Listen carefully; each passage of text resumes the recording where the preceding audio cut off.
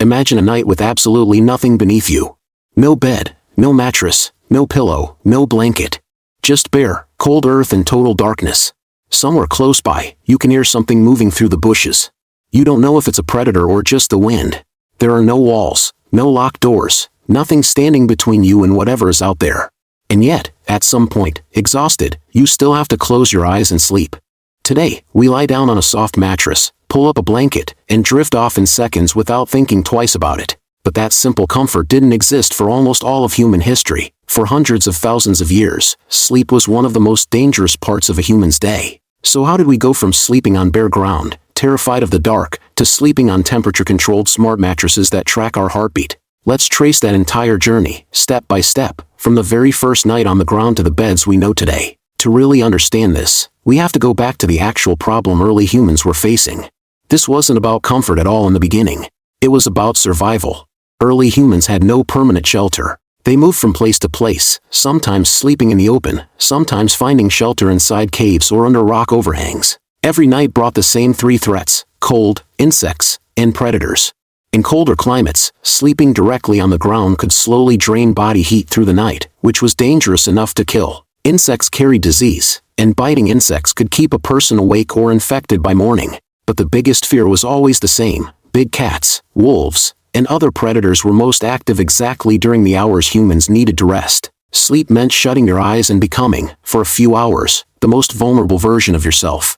This is one of the strangest problems in human history. The one thing every human absolutely needs to survive was also, for most of our existence, one of the most dangerous things we could do. So what was the very first solution? Humans began deliberately choosing caves and rock shelters, specifically ones with a single narrow entrance that could be watched or blocked. A single entry point meant fewer directions an animal could attack from, and it meant a group could take turns keeping watch while others slept. But a cave floor alone solved almost nothing. It was still hard, cold, and often damp. So early humans came up with an idea that seems obvious now, but was actually revolutionary at the time. They started laying down dry grass, leaves, and animal hides directly on the cave floor. This was, in the truest sense, the first bed in human history. No frame, no structure, just a deliberately built layer between the human body and the cold earth. Archaeologists have actually found direct evidence of this. In Sabutu Cave in South Africa, researchers uncovered layers of ancient bedding made from sedge and grass, dating back more than 70,000 years. And it wasn't random. Some of these layers included leaves from plants known to repel insects, meaning early humans were intentionally choosing specific plants to keep bugs away while they slept. That single detail tells us something important. This wasn't accidental behavior. It was an early form of problem solving, passed down and repeated deliberately, generation after generation.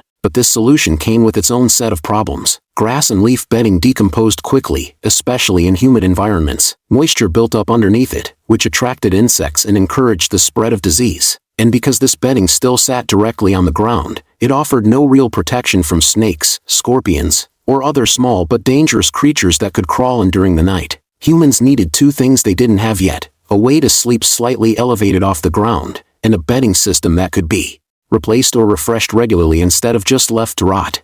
Around the same time as these ground-level solutions, another quiet invention was taking shape: the pillow. Long before soft cushions existed, humans in different regions solved the same small problem in very different ways. In ancient Mesopotamia and Egypt, people used carved headrests made of wood, ivory, or stone, curved to cradle the neck rather than the whole head. It looks uncomfortable to us now, but it kept the head elevated away from insects and dust, and in Egypt it also helped preserve elaborate hairstyles overnight. In China, hard pillows made of porcelain, jade, or wood were common for centuries, believed to keep the head cool and to improve posture and even blood circulation. Softer, stuffed pillows filled with feathers, wool, or plant material developed separately in other regions. But for a very long time, a pillow and a soft cushion were not the same thing at all. This is really where the true evolution of the bed begins. Instead of just piling materials on the ground, humans started building simple raised platforms out of wood, elevating sleeping surfaces just enough to escape ground-level cold, moisture, and crawling insects. This still wasn't a bed the way we'd recognize one today, but it was the first true structural bed frame in human history. And from here, different regions of the world began developing their own versions based on climate, materials, and culture. In ancient Egypt, people built low wooden frames with woven rope or reed surfaces stretched across them, paired with those same curved headrests. In ancient China, elevated brick or wooden platform beds called kong were built, and in colder regions, a fire could actually be lit underneath the platform, turning the entire bed into an early form of underfloor heating. In ancient Rome, wealthier citizens slept on rope-strung wooden frames topped with layers of wool or straw, while soldiers and lower classes often slept on simple straw pallets on the ground. In Japan, a very different solution developed: the futon, a thin padded mattress that could be laid directly on tatami mat flooring at night and folded away and stored during the day, a system built entirely around saving space in small homes. In parts of Africa and among many Native American communities, raised woven mats and hide-covered platforms served a similar purpose, often designed to be lightweight and easy to move with a mobile lifestyle. While in desert regions across the Middle East, people frequently slept on simple woven mats or rugs that could be rolled up and carried, since permanent heavy furniture didn't suit a nomadic way of life. And somewhere in this period, something shifted. Beds stopped being purely about survival and started becoming a symbol of power and wealth. The better your bed, the more status it signaled. Kings, pharaohs, and nobles slept on elaborately carved wooden frames, layered with silk, wool, and cushions, sometimes even surrounded by curtains or canopies for privacy and warmth. Meanwhile, ordinary people were often still sleeping on simple straw mats laid on the floor. Sleep had quietly become one of the clearest visible markers of social class. From here came the true mattress era. Instead of loose grass or straw laid directly down, people began stuffing straw, wool, or dried grass inside stitched cloth covers, creating something much closer to what we'd recognize as a mattress today. This idea appears to have started in Mesopotamia and gradually spread through the Mediterranean and into Europe. By the Middle Ages, most European mattresses were filled with straw, wool, or occasionally feathers, stuffed into large cloth sacks laid over rope-strung wooden frames. But there was a serious downside to this system. Straw and wool mattresses, especially in damp climates, became breeding grounds for lice, fleas, and mites, and were directly linked to the spread of disease. This is actually one of the reasons feather mattresses became so desirable among the wealthy during this period. They stayed cleaner and softer for longer, but they were also extremely expensive to produce, which meant ordinary people continued relying on straw and wool for centuries longer. In many households, mattresses were also periodically emptied, aired out in the sun, and restuffed, an early and imperfect form of what we'd now think of as mattress hygiene. It was also during this period that an everyday phrase we still use today was born. Wooden bed frames were strung tightly with ropes in a crisscross pattern to create a supportive, slightly springy surface for the mattress to rest on. If those ropes loosened over time, the entire bed would sag in the middle. So before going to sleep, people would literally check and tighten the ropes, which is exactly where the phrase "sleep tight" comes from. As centuries passed, beds in wealthier European households became even more elaborate, evolving into four-poster beds with heavy fabric canopies and curtains that could be drawn shut at night. This wasn't just about style. Those curtains trapped body heat in poorly insulated stone homes and offered some protection from drafts, insects, and even prying eyes in shared sleeping spaces. In some grand households, the bed itself became the single most valuable object in the entire home, sometimes even mentioned specifically in wills,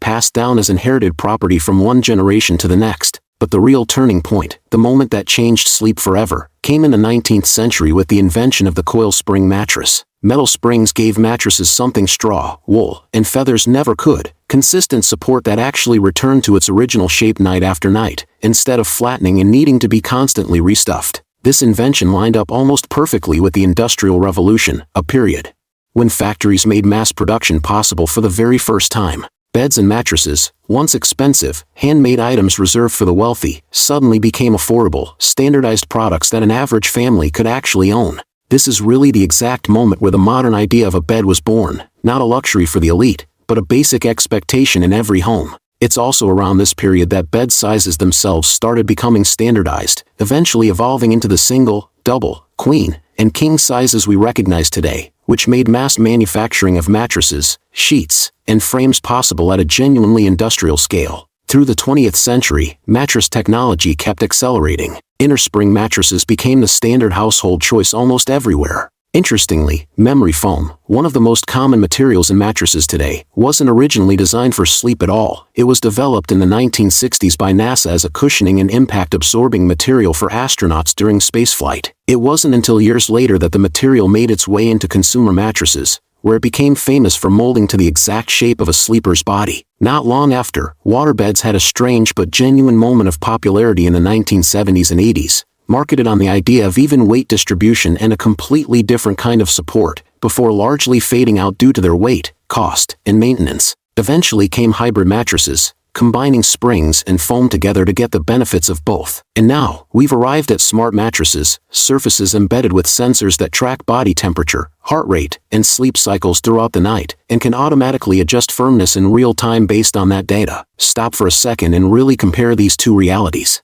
An early human slept inside a cave, on a bed of dry grass and animal hide, with a sharpened stone or wooden weapon within arm's reach, ready to react instantly if something approached in the dark. Today, most of us sleep in a climate-controlled bedroom, on a mattress engineered specifically for our body and sleep pattern, with the only real threat being a phone alarm going off too early. The core need underneath all of this has never actually changed: safe, uninterrupted sleep. What changed is everything humans built around that one need, layer by layer, over tens of thousands of years. A bed, in the end, isn't just a piece of furniture sitting in a bedroom. It's really a physical record of one of humanity's oldest and most persistent problems. How do you protect your most vulnerable, unconscious hours from a genuinely dangerous world? Every single upgrade along the way, whether it was dry grass laid on a cave floor, a carved wooden headrest, a raised platform, a tightly strung rope frame, or a metal coil spring, was chasing the exact same goal: the ability to close your eyes and know, with real confidence, that you'd wake up safely. And maybe that says something bigger about being human. We were never satisfied with just surviving the night. We kept improving, generation after generation, until something as simple as sleep became one of the most engineered, most personalized parts of our entire daily life. If you found it interesting how humans turned one basic need into something this advanced, watch the next video, where we trace how humans went from complete darkness with fire as their only light, all the way to electricity.